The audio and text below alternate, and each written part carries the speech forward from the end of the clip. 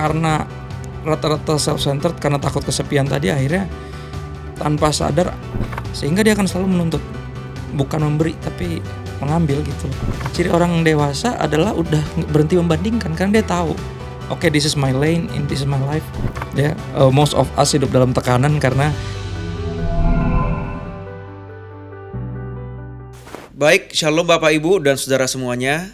Senang bisa berjumpa kembali dengan saudara semua di dalam acara yang luar biasa, yaitu NDC Podcast ya saudara ya. Dan kali ini kita akan masuk ke sebuah seri yang sangat relevan dan dekat dengan semua orang, yaitu relationship atau hubungan. Dan sebelum kita ngobrol, berbincang, bagi Anda yang baru join dan belum subscribe, jangan lupa subscribe YouTube dari NDC Ministry. Dan pada hari ini saudara, kita kedatangan tamu yang gak cuman dikenal karena khotbah dan kontennya yang ngena, culture kata banyak orang, tapi juga karena hatinya yang hangat dan apa adanya. Kita sambut bersama-sama Pastor Christopher Tapiheru. Hello. Welcome brother. Thank you. Kehormatan nih bisa ada brother di sini. Thanks for having me. Dan kita akan ngobrol tentang semua jenis relasi dalam hubungan. Ada kasih aja, ada 4 kalau nggak salah ya. Yes. Ada agape, kasih, storge, filia, eros itu ya. Nah, kita akan berbicara mengenai hubungan dan kasih yang ada di dalamnya. Dan hari ini langsung saja kita akan membahas membangun hubungan dengan benar. Mungkin pertama-tama boleh kenalin dulu Pastor, umur, background, apakah brother ini senior pastor atau bukan? Oke ya, kelahiran tahun 84, ntar lagi 41. Udah gak muda katanya, kalau di atas 35 udah mulai muda, tersinggung, udah ada marga di Generasi belakang. apa tuh? Bukan milenial sih? Apa ya? Generasi milenial awal kali ya? awal ya? Kayaknya. Oke. Oke, terus melayani sebagai teaching pastor di GBI New Wine International Church dari 2015. Iya.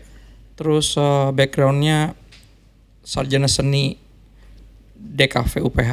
Oh, Jadi sarjana seni. jadi bukan STH backgroundnya. Oke. Tapi udah ambil sekolah teologi kan? Lagi ngambil S2 dari tahun 2023 baru masuk kemarin.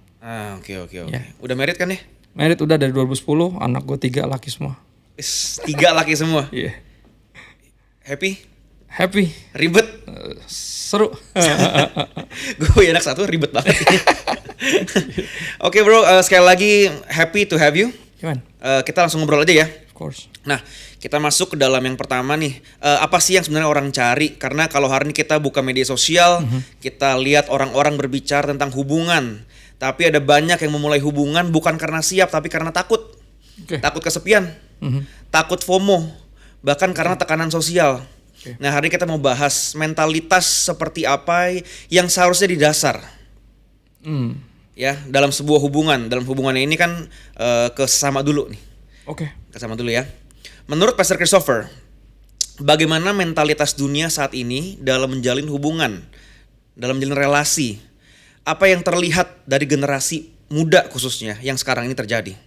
Ya, seperti yang Alkitab bilang ya, Tuhan Yesus juga bilang sendiri bahwa kasih manusia akan semakin dingin, makin hari orang makin egois, dan karena ya itu mungkin tadi latar belakangnya adalah rasa takut tadi. Takut sendiri, akhirnya dia dengan defense mechanism masing-masing berupaya untuk mencari hubungan ya dengan orang lain, tapi dengan motivasi macam-macam, tapi banyak kan berasal dari kesepian yang sangat mungkin berasal dari nggak ada hubungan sama Tuhan kali ya, karena manusia pertama tuh kan sebenarnya sendirian pas diciptain. Iya, betul. Tapi dia nggak kesepian, dia ada sama Tuhan gitu. Hubungan sama Tuhannya baik, baru Tuhan ngelihat dia nih nggak bisa procreate nih kalau dia cuman sendiri. Makanya diciptain pasangannya, pertama sebagai teman, baru berikutnya sebagai pasangan hidup, istri, suami istri nanti mereka, dan akan jadi ayah ibu nanti ketika punya anak. Jadi karena rata-rata self-centered, karena takut kesepian tadi, akhirnya tanpa sadar jadi egois biasanya, jadi menuntut, jadi justru mau take something from everyone else. Iya, betul. Ya, karena ngerasakan kurang. Betul. Ya. Ya, dan sekarang juga kita lihat ada banyak orang jalin hubungan itu ya seperti yang tadi Pastor bilang, takut sendiri, ikut-ikutan, cari untung, bahkan ada yang pansos. Nah, menurut Pastor Christopher, apa dampak jangka panjang dari relasi yang dimulai dengan mentalitas yang salah ini? Ya dampaknya kita tanpa sadar ya menghisap semua orang yang lain, dalam artian karena buat kita semua kan. Jadi kita ya melukai banyak orang tanpa sadar, tanpa bermaksud gitu. Hanya karena ngerasa kurang, misal orang kurang kasih sayang, dia akan menuntut kasih sayang. Sehingga dia akan selalu menuntut, bukan memberi tapi mengambil gitu loh. Akhirnya dia melukai kanan kirinya tanpa dia maksud. Pernah ada pengalaman nggak? Mungkin orang yang konseling ke pastor atau yang curhat dan tanpa mereka sadari, mereka cari validasi dan mereka melukai orang lain dengan cara yang contohnya orang yang kurang perhatian ya sama orang tuanya. Dia dibesarkan di keluarga yang orang tuanya nggak memperhatikan dia, jadi dia sangat cari perhatian. Orang yang caper tuh kan ngeselin ya. Ngerti kan? Maksudnya dia tanpa sadar akan seperti itu karena dia haus pengen diperhatiin. Akhirnya dia menuntut semua orang merhatiin dia. Ketika kita contoh ya lagi salaman bubaran gereja aja. Kita lagi salaman pas sama dia nih cuma dipanggil orang gitu. Kita nengok ke sana sambil salam aja. Wah, tersinggung deh. Oh gitu ya? Yoi, ntar jadi sewot, kita kan bingung orang kenapa ya. Men, gue ngapain lu ya kalau sampai segitunya. Dia bilang, oh kemarin semua orang lu salamin, lu liat mukanya, giliran gue lu buang muka. Ngerti kan? Karena dia ngerasa kurang perhatian tadi. Itu cuma contoh yang kecil gitu. Dia ngerasa terlukai tapi dia gak sadar. Dia juga ngelukain gue, kan gue bingung dong. Salah gue apa? Kok dia gini amat gitu. Tapi itu cuma contoh kecil, belum yang lain. Asmara atau dalam pekerjaan misalnya, dia akan jadi orang yang sikut-sikut kanan kiri karena pengen show off kan, karena dia nggak diperhatiin dulu. Sorry, kalau pastor sendiri pernah nggak dalam posisi seperti itu? Maksudnya sebagai orang yang seek validation dan akhirnya melukai? Puji Tuhan enggak ya, karena anak gembala kali ya kita terlalu disorot ya. Terlalu disorot bukan dituntut. Jadi kita nggak kurang perhatian sebenarnya. Kita terlalu diperhatiin. Saya lupa deh. Pastor Christopher juga anak pendeta. Lupa lo.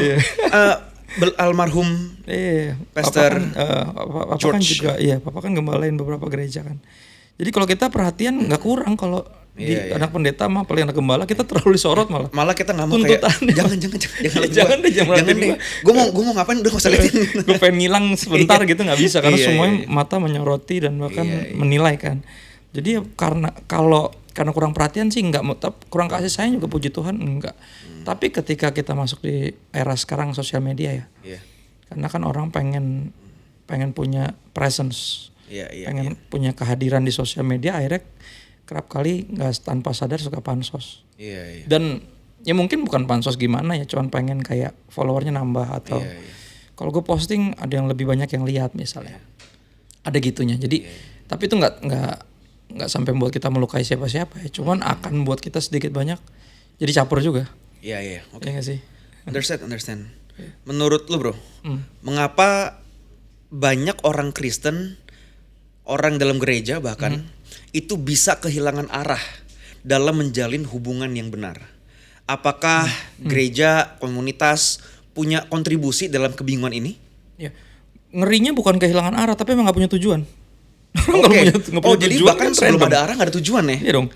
Gimana mau tahu arahnya kalau nggak tahu mau kemana? Kan? Jadi random. Jadi tanpa sadar nggak kehilangan arah karena emang nggak ada tujuannya.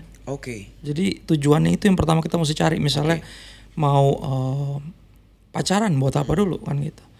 Mau married mau ngapain? Terus mau bikin mau berteman misalnya jadi bestie, terus kita mau offer apa? Karena kasih itu kan berlawanan sama nafsu ya. Nafsu itu kan berpikir apa yang bisa gue dapat dari lo.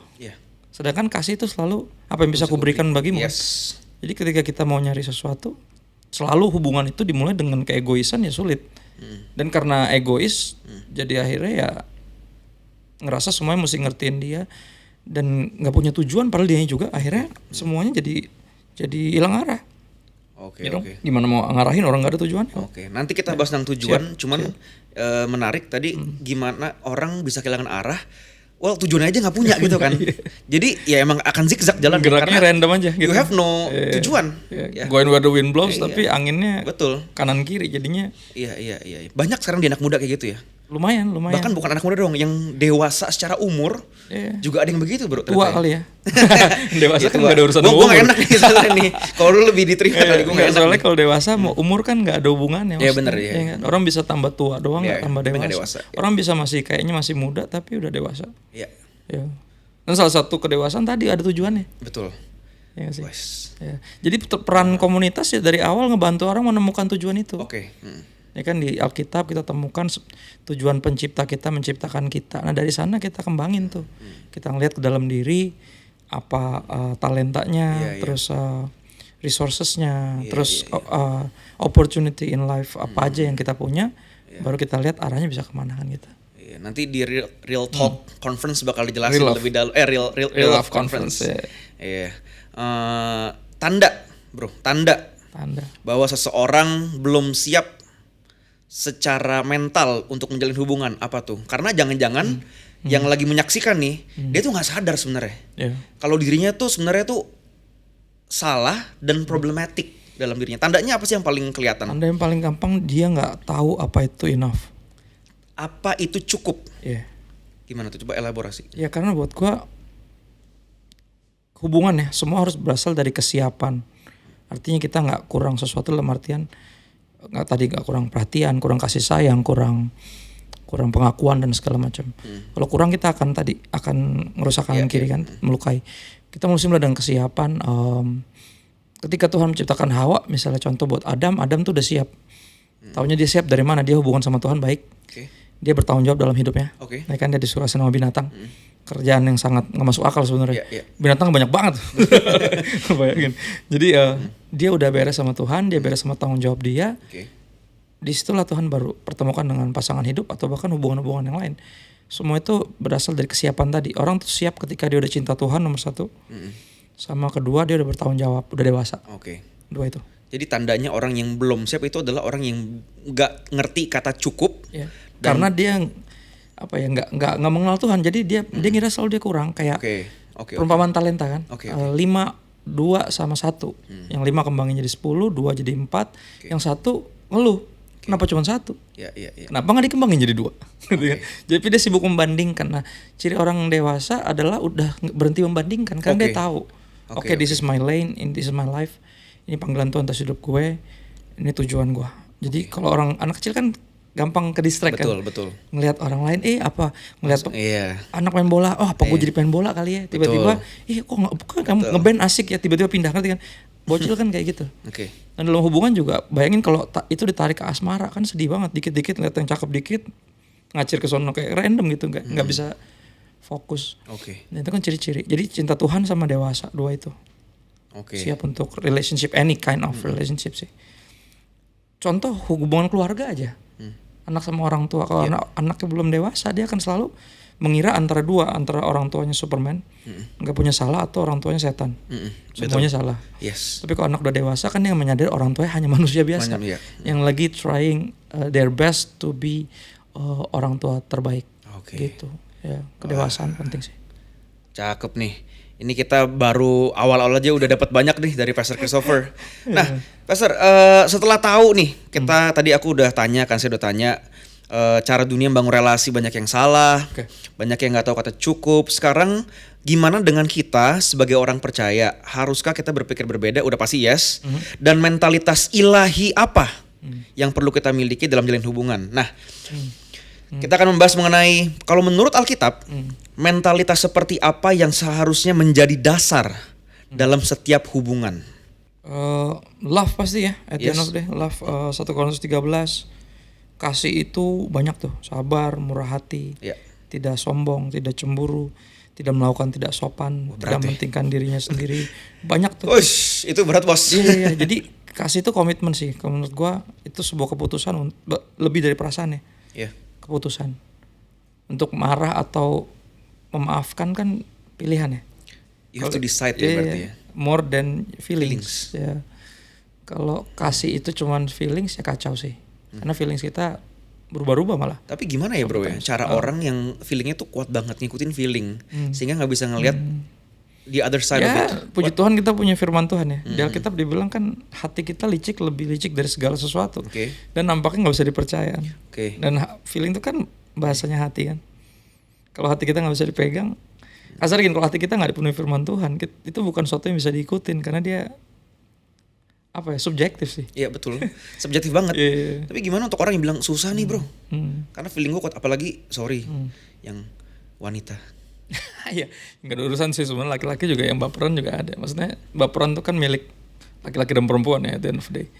Tapi ya tadi pengenalan kita akan Tuhan dan kesadaran kita apa arti cinta itu, apa arti kasih yang sebenarnya membantu kita untuk ambil keputusan.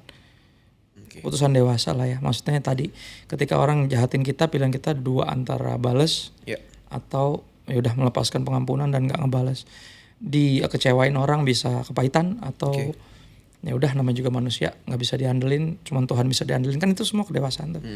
Jadi kemampuan kita untuk manage our feelings itu part of maturity sih at the end of the day ya.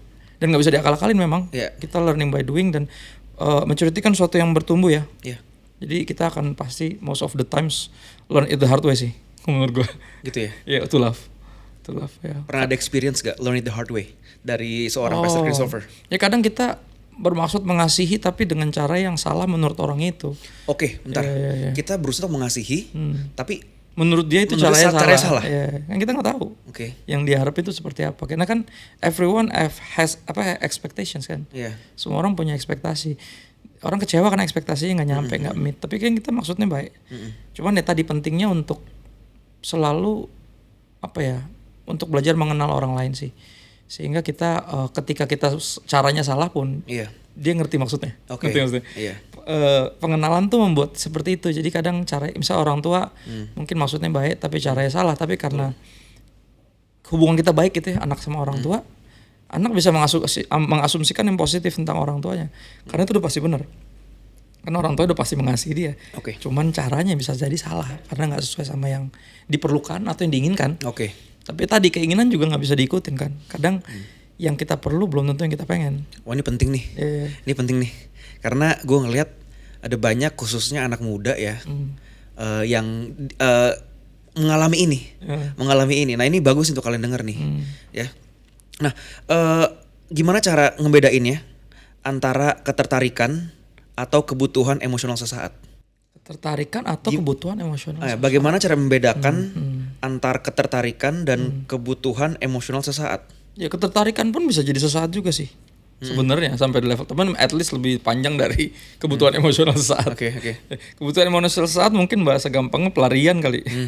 Untuk saat itu doang, ngerti ya? Atau kayak cinlok di tempat retret misalnya. Itu kan pada saat itu aja. Belum tentu pas udah balik retret udah kayak nggak ada apa-apa lagi karena terpengaruh suasana atau apa. Tapi kalau ketertarikan juga sama. Kalau kita cuma batasin di ketertarikan, nggak bisa seperti love itu kan dibilang last forever. Ya kan, love never ends. Kalau ketertarikan mungkin lebih panjang dari kebutuhan emosi saat.